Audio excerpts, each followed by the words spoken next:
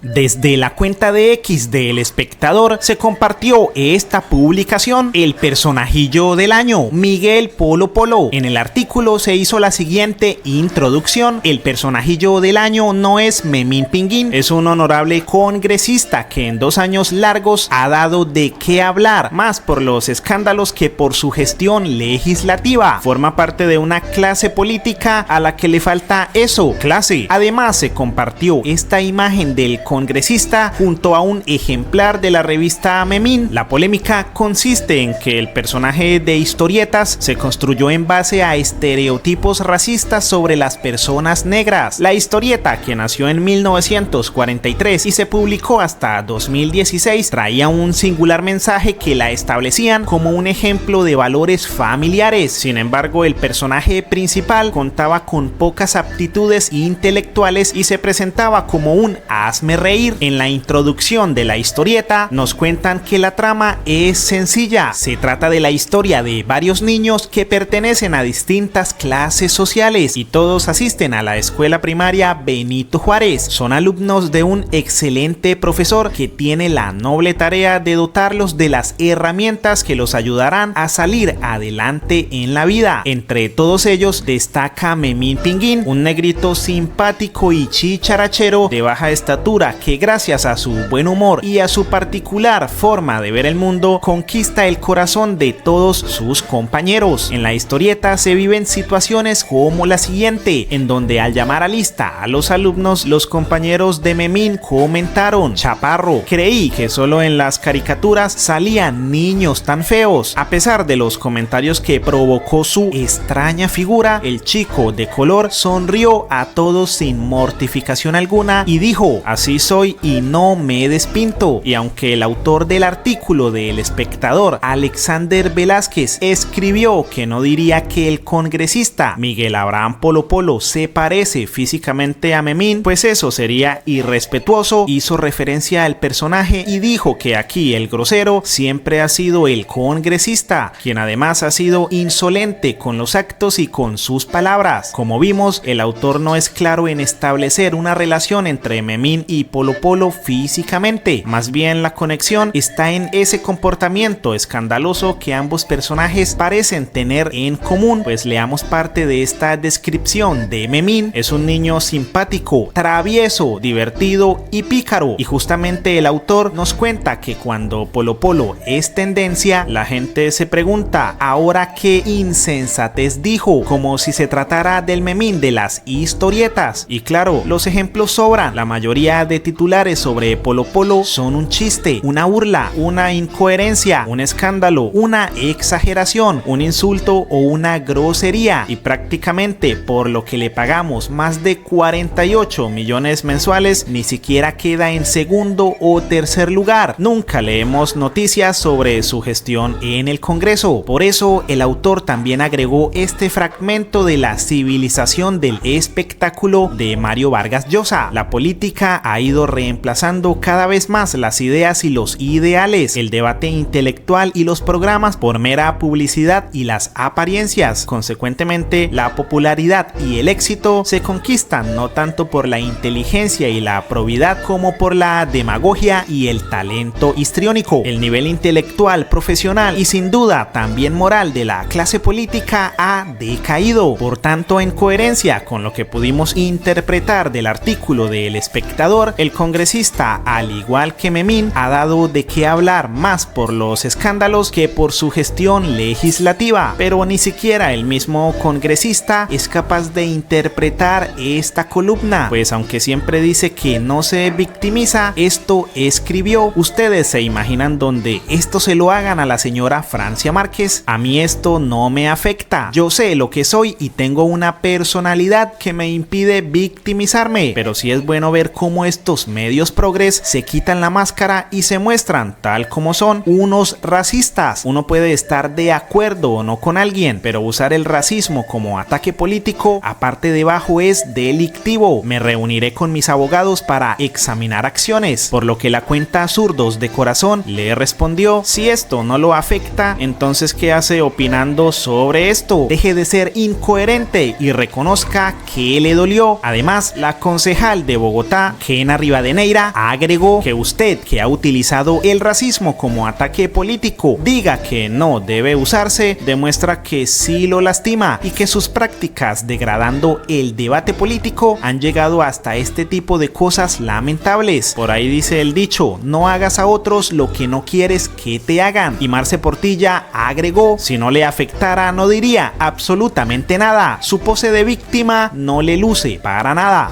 Mira, realmente yo lo empecé a escuchar en la pandemia. Ahí es que yo como que veo porque le empezaron a hacer memes, entonces entendí que era un chiste. Nunca le había dado importancia porque para mí era eso, un chiste, un payaso. Después me enteré que fue candidato a la alcaldía de Tolú, que hubo un plagio en su plan de gobierno que presentó. Y ya también empecé a ver sus vínculos con María Fernanda Cabal, fotografías y la más viral aplicándole un bronceador. Y entonces yo dije, no, este es un tío Tom. O sea, es un títere utilizado por María Fernanda Cabal para mostrar que ella tiene como poder frente a los negros, y eso pues es triste ver que nuestra gente se preste para eso. Es muy triste. Colo Colo a mí realmente me inspira tristeza, me inspira lástima.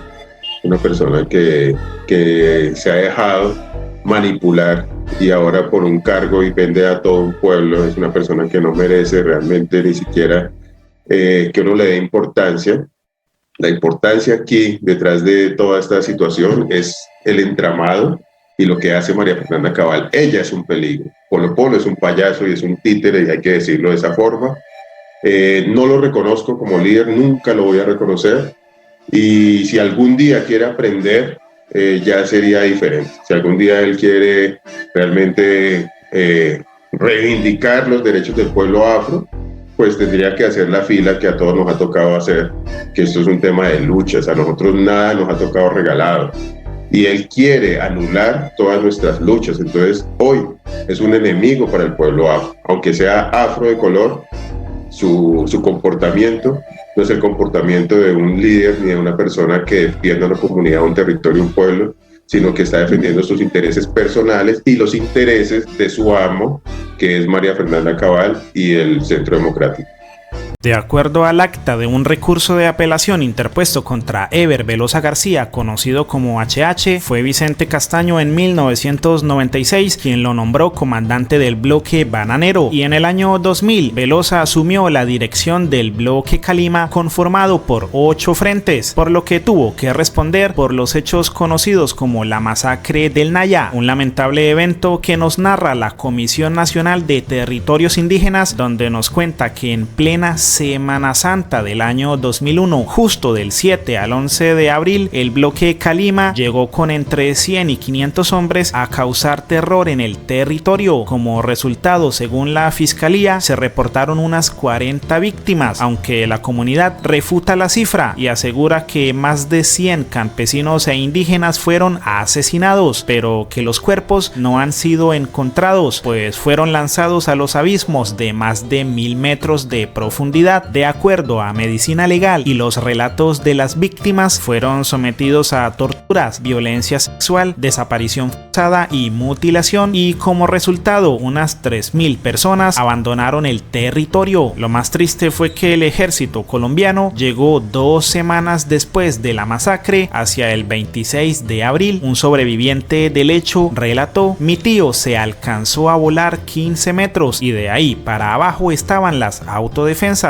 Lo cogieron a tiros y lo subieron. Lastimosamente le bolearon machete, motosierra, lo descuartizaron y lo tiraron donde estaban los demás. A pesar de que yo tenía 11 años, he sacado el valor para recordar a mi tío. Una Semana Santa bastante triste para pequeños que quedaron marcados de por vida, y es más triste aún saber que, según la confesión de quienes perpetraron la masacre, algunos miembros de la fuerza pública ayudaron a los paramilitares al suministrarles armamento, uniformes y permitieron su libre movilización por el departamento. Además, mencionaron los nexos con empresarios y políticos del Valle del Cauca. El 1 de diciembre de 2001, un bus de la empresa Cotracero salió a las 6 de la mañana desde el terminal de transportes de Sogamoso hacia el municipio de Labranza Grande. Una hora más tarde, en el sector conocido como el Páramo de la Sarna, el bus fue detenido por paramilitares de las autodefensas campesinas del Casanare. Hombres armados dieron la orden de atravesar el vehículo en la vía e hicieron bajar a todos sus ocupantes. Luego ejecutaron a 15 de ellos, 12 hombres y 3 mujeres, acusándolos de ser cómplices de la insurgencia. 2 pequeños de 11 y 8 años y una mujer de 60 años sobrevivieron al hecho, y así fue como le dieron la bienvenida a la Navidad. Es importante saber que, según relatos de HH, los aportes de las empresas a sus arcas no fueron obligados, y por lo menos Chiquita Brands entre 1997 y 2004 proporcionó 1.7 millones de dólares a las AUC. También debemos saber que la orden de Carlos Castaño era clara: generar impacto y hacerse sentir cuando ingresaran por primera vez a una región, algo que debieron conocer los empresarios que patrocinaron su misión. Ahora escuchemos lo que dijo HH en entrevista para la W Radio. Cuando nosotros estábamos en Urabá, específicamente, pues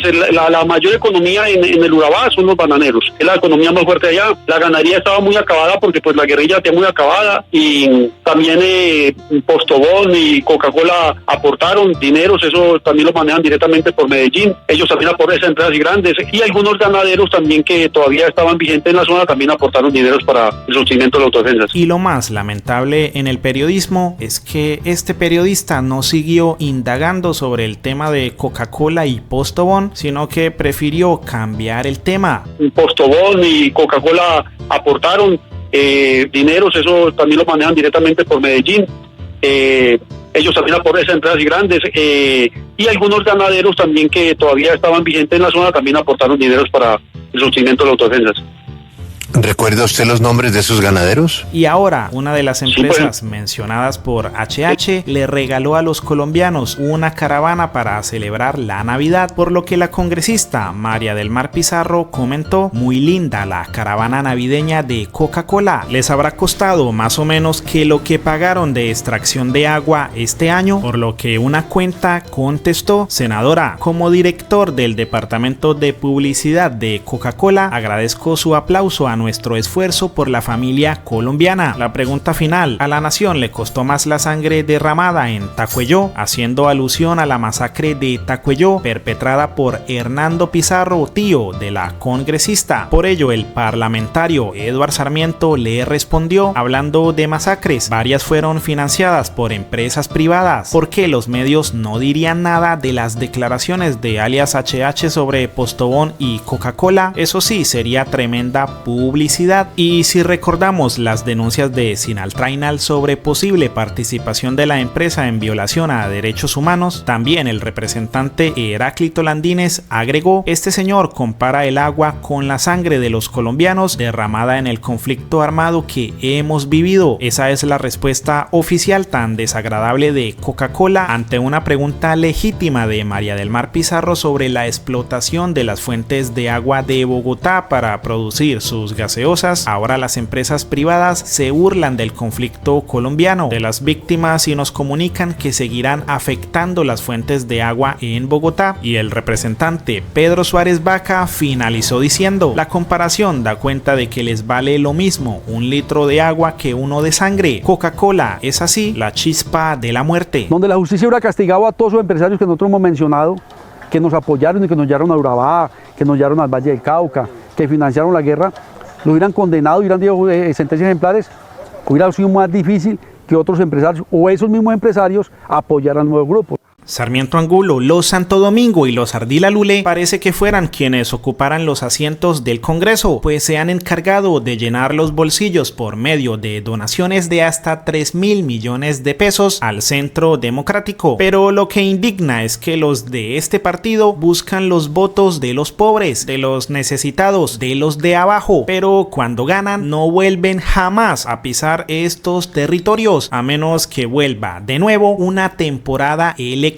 Y lo peor es que lo que prometieron en campaña no está ni siquiera en borrador. O que nos cuente Paloma, si ya el internet no tiene impuestos, ¿con qué proyecto le quitó el supuesto IVA a los productos campesinos? ¿Cuál es el radicado del proyecto que le quita impuesto a las pensiones menores de 14 millones? ¿Qué ha hecho para que más personas declaren renta? Y nuestra favorita, ¿dónde está esa promesa de quitarle los impuestos a los servicios públicos? Si pasó fue lo contrario y ni siquiera dio pelea cuando el gobernador de su partido le puso más impuestos a los servicios públicos en Antioquia. Y así queda claro que estas personas no llegaron al Congreso a cumplirle a sus electores, sino más bien a sus financiadores. Pues Paloma, por ejemplo, se olvidó casi totalmente de sus promesas y, como se puede evidenciar en sus redes sociales, solo se encarga de hacer oposición. Hasta ahí llega su trabajo. De hecho, su gestión se mide básicamente en cuántas veces menciona el apellido Petro. Eso sí, no olvidemos que su partido fue financiado por Keralty, una multinacional de la salud de la cual su presidente es el español Joseba Grajales, quien a su vez también hace parte de la junta directiva como miembro patrimonial. Grajales tiene participación directa e indirecta en Keralty en un 100%, en la EPS Sanitas de un 80,05%, en la compañía de medicina prepagada Colsanitas en un 80,22% y en Medisanitas, compañía de medicina prepagada, en un 81,21%. Lo raro es que según este informe de misión de observación electoral, dentro de la financiación prohibida están las que provengan directa o indirectamente de gobiernos o personas naturales o jurídicas extranjeras. Así lo exige la ley 1475 de 2011 en su artículo 27, y también declara que esta violación se considera una falta con consecuencias sobre sus directivos y candidatos, por lo que Wilson Arias comentó lo siguiente: luego de mi denuncia ante el Consejo Nacional Electoral, el Centro Democrático aceptó que recibió plata de la multinacional Keralty, pero según ellos no están violando ninguna ley y dice que las donaciones nada tienen que ver con recursos de la salud. A ver, señores, toda la junta directiva de Keralty son 5 hombres extranjeros. Es decir, ustedes recibieron 35 millones de pesos de una empresa controlada por 5 españoles y cuyo dueño es además uno de los hombres más ricos de España. Pero además, dicen ustedes que las donaciones que recibieron nada tienen que ver con recursos de la salud. Falso y fácilmente demostrable. La multinacional Keralty tiene en Colombia al menos 25 empresas. De esas 25, 20 son clínicas e IPS dedicadas a prestar servicios de salud, y de esas 25 la más grande y la que más plata mueve para Keralty en Colombia es la EPS Sanitas, de la que son sus dueños. Y sumemos que ustedes también recibieron 302 millones de pesos provenientes del conglomerado económico Bolívar, que es dueño de la EPS Salud Bolívar. ¿De verdad nos van a decir que esas donaciones nada tienen que ver con la EPS Sanitas y con los recursos de la salud? Señores del Centro Democrático, los hechos y la evidencia es taxativa y fáctica. Y como ustedes, otros 4 partidos incurren en los mismos hechos. La ley no permite donaciones a partidos de extranjeros ni donaciones que vengan de los recursos de la salud de las EPS. Han quedado develados los intereses nacionales y transnacionales por los que ustedes y demás partidos se oponen a la reforma a la salud. Ahora que la justicia opere. Además, el congresista Santiago Osorio escribió: esta intervención la hice para los que protegen a los saqueadores del sistema de salud y evaden la discusión de la reforma. También para la clase política que dice que va a salvar la patria pero que odia a este país. Postdata: al terminar, un congresista se sintió aludido y se me acercó a increparme. Solo un instrumentalizador godo de la política caldense puede sentirse tan aludido movido por estos argumentos. A esa máscara que se le pega con colbón, de lo desgastada que está, le queda poco camuflaje. Poco a poco la gente se da cuenta cómo esta mascota de la derecha y la politiquería tradicional no ha sido más que un personaje que bajo la falda del uribismo y utilizando unos jóvenes ha llegado al poder, siempre con los poderosos, siempre dándole la espalda al país, siempre en contra de los menos beneficiados. Aún es chistoso que esos cientos de jóvenes que son el eje de todas estas reformas no entiendan que se han dejado engatusar. Lo que está pasando en este Congreso de la República, presidente, es una completa vergüenza y puede ser considerado como uno de los peores insultos a la inteligencia de los colombianos que están en las regiones esperando respuestas por cuenta de un sistema de salud terrible que está costando muchas vidas. Y están pasando cosas muy graves en este Congreso. Número uno, solidaridad total con la compañera María Eugenia. Nunca había visto yo que en plena intervención de una ponente juiciosa y estudiosa se le interrumpiera por parte de dos compañeras para hacer una verificación de quórum. Número dos, le dicen al país que esta es una discusión rápida, cuando llevamos más de 2 años discutiendo esta reforma y socializándola en las regiones. Y tres, presidente, una de esas figuras decorativas que escogen en las regiones, un inepto e incompetente que arrancando la plenaria le dice al país que criticaba al ministro que porque iba a las regiones a tomarse fotos y hacer gestión para la salud. Pues esa figura decorativa de las que se han cargado de romper quórum en este recinto de manera vergonzosa es la que ayuda a proteger los criminales de la CPS que tienen desfalcados los hospitales públicos del departamento. No sean cínicos y respeten a los ciudadanos. A los que siempre han gobernado les duele cuando el gobierno Petro muestra sus logros, pues uno de los grandes resultados del gobierno ha sido el avance con su reforma agraria, firmando incluso el primer acuerdo de venta masiva de tierras. De hecho, han sido varios los titulares en los que el mismo presidente hace las entregas de tierra, y tal vez algunas personas se pregunten ¿por qué el gobierno tiene que hacer tantas entregas de tierra? Para responder, tenemos que conocer las condiciones de nuestro país y su historia. Según Función Pública, en Colombia el 75.5% de los municipios son rurales, los cuales abarcan el 94,4% del territorio nacional, y a pesar de que el 75.5% de los municipios son rurales, el 64% no tiene acceso a la tierra. El 46,5% de la tierra en Colombia, con propiedades de más de 500 hectáreas, la posee solo el 0,4% de los propietarios, y de los más de 3.718.000 predios rurales inscritos en el Catastro Nacional, 1.7 millones no cuentan con títulos formales de propiedad. En el campo hay déficit de vivienda, pobreza, falta de educación, escasez en infraestructura y desempleo. Pero no piensen que estas condiciones se arreglan solo entregando tierras. La entrega de tierras es solo uno de los pilares enfocados a mejorar el desarrollo agrario integral, igual de importante como los subsidios y créditos, programas de desarrollo, planes de educación, formalización laboral o sistemas de seguridad alimentaria. También es importante saber que estos acuerdos tienen como objetivo reparar a campesinos víctimas del conflicto armado, por lo que muchos de estos bienes incautados por la Fiscalía han pertenecido a exjefes paramilitares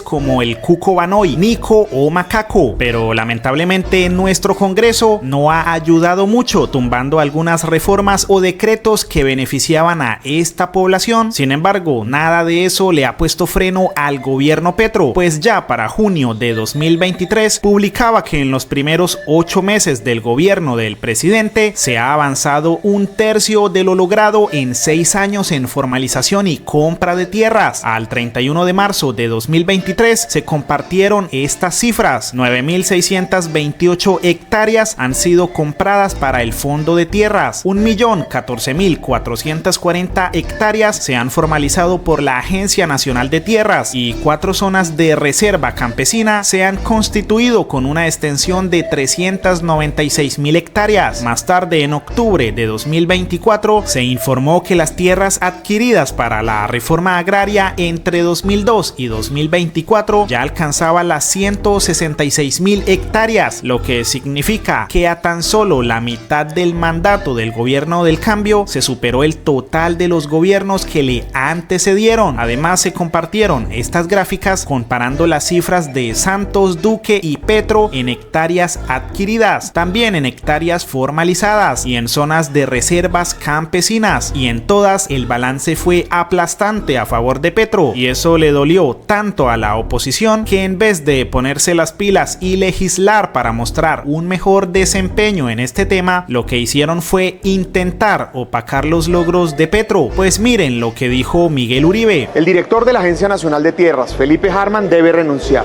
Una vez más, le miente al país, de manera descarada esta vez, sobre el número de hectáreas de tierras que dice la Agencia Nacional de Tierras haber comprado. En medios de comunicación y con publicidad pagada por los impuestos de los colombianos, asegura que a la fecha van más de 220.000 hectáreas de tierra compradas para los campesinos. De hecho, a mitad de este año, el pasado 20 de julio, Gustavo Petro dijo en su discurso que habían comprado más de 184.000 hectáreas. Esto es totalmente falso. Hoy hemos ganado una tutela en contra de la Agencia Nacional de Tierras y le puedo confirmar a los colombianos que esta entidad solo ha comprado 153 predios, que equivalen a 52.909 hectáreas, tan solo un 24% de lo que dicen haber logrado. Pido además a los organismos de control que se investigue y sancione a la Agencia Nacional de Tierra por difundir información falsa, pero además el gasto multimillonario que hacen para hacer esta publicidad mentirosa. Este es un contrato celebrado con RTBC por 13.800 millones de pesos que contratan en pautas y en medios nacionales y regionales para difundir estas mentiras.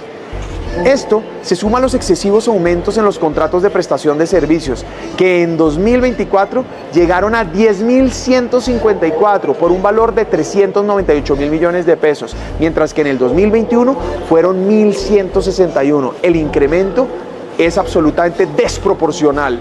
Insisto, Felipe Hartmann debe renunciar a su cargo como director de la Agencia Nacional de Tierras. Su gestión está basada en mentiras y despilfarro, un fracaso más del gobierno de Gustavo Petro. Por eso esta fue la aplastante respuesta de Hartmann Felipe, el director nacional de la Agencia de Tierras. Sorprende la poca capacidad lectora que puede tener alguien que quiera aspirar a la presidencia de la República.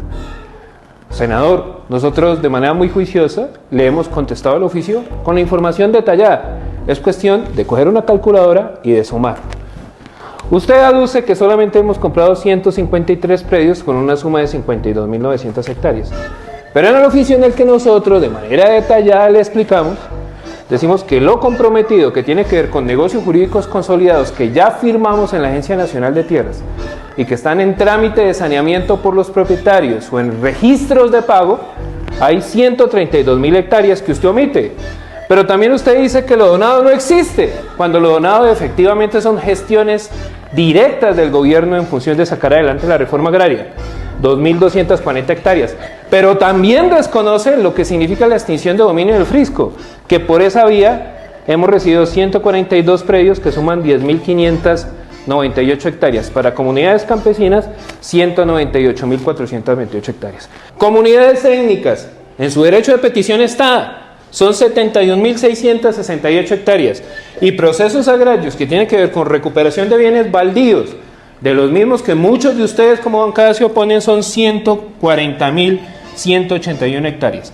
Si suma 198.000 hectáreas, 71.000 hectáreas y 140.000 hectáreas, le va a dar 400.000 hectáreas. Vea, senador, por responsabilidad con el país, por seriedad con el debate público, con la opinión pública, estudie los documentos que le pasa a la Agencia Nacional de Tierras y no nos haga perder el tiempo. Asuma con responsabilidad su rol.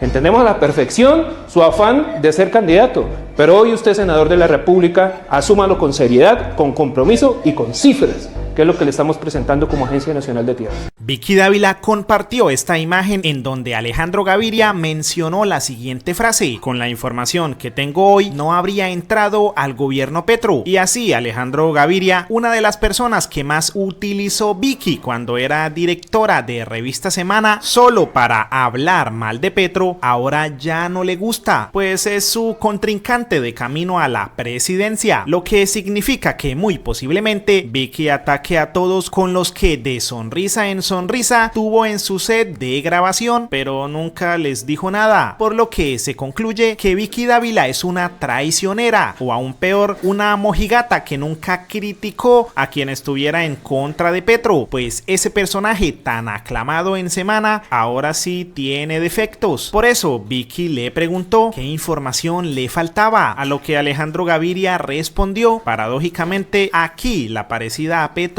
es usted, son dos caras de una misma moneda. Sus opiniones entrañan un populismo muy cercano al de Petro, una previsible división del mundo entre unas élites corruptas y un pueblo indignado que usted dice representar. Hay cierto facilismo en su crítica, cierta tendencia a simplificarlo todo como Petro. Además, sus opiniones revelan con frecuencia una intolerancia. Por ello, Vicky le contestó que no había respondido la pregunta y que su problema fue que Juan Manuel Santos y César Gaviria le hicieron creer que por ser bonito y novedoso lo iban a coronar presidente. Dijo que como ministro no hizo nada y Petro lo sacó sin pena ni gloria y que ni siquiera fue capaz de renunciar, lo tuvieron que sacar, por lo que se quedó sin dignidad política. Agregó que su esposa luego recibió contratos de Roy Barreras, que los colombianos están mamados de politiqueros oportunistas como él y que por eso no marca en las encuestas. Además, finalizó diciendo que Gaviria perteneció a el gobierno y se alió con quien tanto daño le había hecho a Colombia. No sea morrongo. Sí, esa misma morronguería que protagonizó Vicky cuando para atacar a Petro utilizaba las frases de Alejandro Gaviria. Ahí sí le servía, ahí sí era el héroe. ¿Dónde quedó esa Vicky que felicitó a Alejandro Gaviria por el puesto como rector de la Universidad de los Andes? ¿Hay algo más falso que alguien que te critique ahora, pero meses atrás compartía tus palabras? A Vicky solo le servía Gaviria cuando el discurso era el que le convenía, como cuando Gaviria dijo: Petro se tiene que ir, sale o lo sacamos. El sentimiento predominante de Colombia es el cambio, es un sentimiento casi unánime entre los jóvenes y los sectores más vulnerables de nuestro país. Creo que con salvedades y preocupaciones en algunos temas, Gustavo Petro representa en este momento la opción de cambio más responsable, institucional y liberal. La ex periodista también compartió este video de Gaviria de 2022 cuando decidió apoyar el cambio y comentó aquí las palabras de Alejandro Gaviria cuando ayudó a elegir a Petro. Luego se le arrodilló como un puesto como ministro y le encimaron un contrato para su esposa con Roy Barreras. Estos personajes como Alejandro se van a dormir en las noches sin dignidad y se levantan sin pena con oportunismo. Gaviria le dijo a Vicky que ella divide y destila odio como lo hace Petro y reiteró lo dicho: son la misma moneda, Petro el sello y Vicky la cara, por lo que Dávila le escribió: ahora conteste de una vez por todas en lugar de decir tantas babosadas. ¿Qué información le faltaba cuando votó por Petro y le aceptó ser su ministro para que ahora diga que con la información que tiene hoy no lo habría hecho? Eso sí, ser la otra cara de la moneda de Petro es un orgullo. En cambio, usted pertenece al mismo lado de la moneda de Petro, pero morrongo. Como era de esperarse, Alejandro Gaviria no contestó. Ahora dígame, Alejandro, ¿cómo terminó su esposa con contratos con Roy Barreras, alfil de Petro? ¿Cuánto le pagaban? A lo que Gaviria respondió: usted es una persona mentirosa, ahora se mete con mi esposa, respétela. Ella jamás tuvo un contrato con Roy Barreras, ni con el Congreso. ¡Qué bajeza! Igual a Petro, ruindad y mentiras. Por eso Dávila compartió esta imagen de las dos orillas y comentó: el mentiroso es usted, Alejandro, hace las cosas y luego le da vergüenza. Y por último compartió esta imagen de Gaviria con Roy Barreras y le dijo al exministro que representaba lo peor del oportunismo y la politiquería, que se parece mucho a Luis Gilberto Murillo, Juan Fernando Cristo, Laura Sarabia, Claudia López y demás. Seguro acaban juntos buscando una nueva narrativa de cambio, el petrosantismo. Y aquí nos preguntamos por qué los contratos de la esposa de Gaviria con Roy Barreras no fueron portada o escándalo de semana cuando eran aliados. De hecho, Vicky compartió fue un titular de las dos orillas, no de semana. ¿Cómo es que Alejandro pasó de ser un exministro amado en Revista Semana a ser un elitista odiado por Vicky? Además, como pudieron ver en toda la discusión, parece que no se saben otro tema diferente a Petro, pues ambos todos utilizan el apellido del presidente para hacer campaña. Claro está que la estrategia de Vicky ahora pasa por encima de quienes eran sus amigos, criticándolos, sacando sus trapitos al sol y diciéndoles lo que nunca les dijo cuando los tuvo al lado, una total morronga.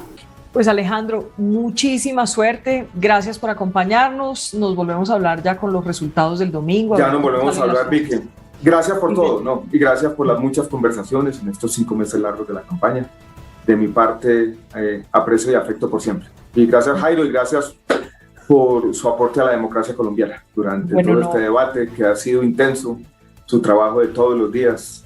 Un abrazo fuerte y abrazo también a todos quienes nos acompañaron. Bueno, un abrazo muy grande y sobre todo, gracias por el aguante. Porque sobre esto todo, ha sido... por favor. No. Es normal. No, pero ¿sabe qué? Y eso nos hace mejores, Vicky. Te lo agradezco porque ha resistido la crítica, los momentos buenos, los regulares. Así que muchas gracias, Alejandro, y toda la suerte. Un abrazo grande. Un abrazo fuerte y feliz tarde. De nuevo, gracias. Chao. Hasta luego. Gracias. Ya Chao, regresamos. Esto es Semana.